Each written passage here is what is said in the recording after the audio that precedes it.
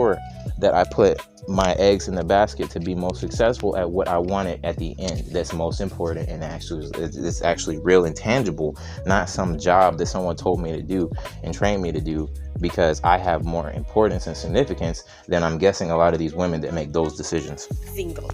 Do not even try to, like, and this is why I use my channel to encourage young ladies. I think 10 years ahead. And let's be real. We're glad that a lot of them didn't procreate because they couldn't learn something that previous generations messed up on time and time again, and it was recorded in history. So that's pretty pathetic, honestly speaking. If you're 23 now, think how you want your life to look at 33 and move accordingly, because what you do now determines how tomorrow is going to look. You can't just wake up at 31 and say, you know what? I'm ready to be a wife, with no wife skills, with no prospect, with no way to prepare yourself. You weren't putting yourself out there to be picked.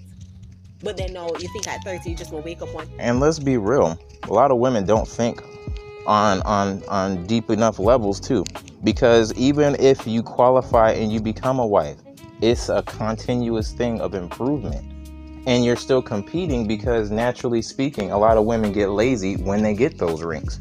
So and it's like divorce rate is high. So a lot of women are sitting here shooting for a 1% spot, even in the dating market. Because as I said before, being an actual successful wife and mother is still few and far in between.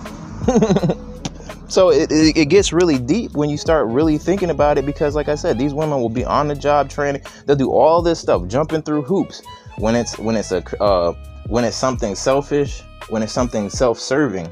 But when it has anything to do with responsibilities, accountability, or, learning, like actual learning in life, it's not there.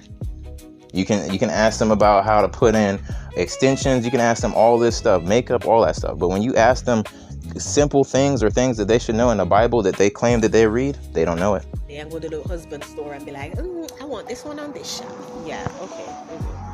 I'm not having kids unless I get married. And then now at 35, I'm kind of back in a space of trying to figure out if it's really what I want. Because I think when people look at marriage. And by the way, I know this is going to strike some nerves, but I don't care. We're also talking about women who are so mature and so responsible. Then when they have these kids, mostly not in a marriage, right? They start naming their kids after materialistic things. Jordans, Porsche, Lexus. You just be like, y'all are so basic, right? You don't even want to let that man name a child that y'all created, and you don't even have a new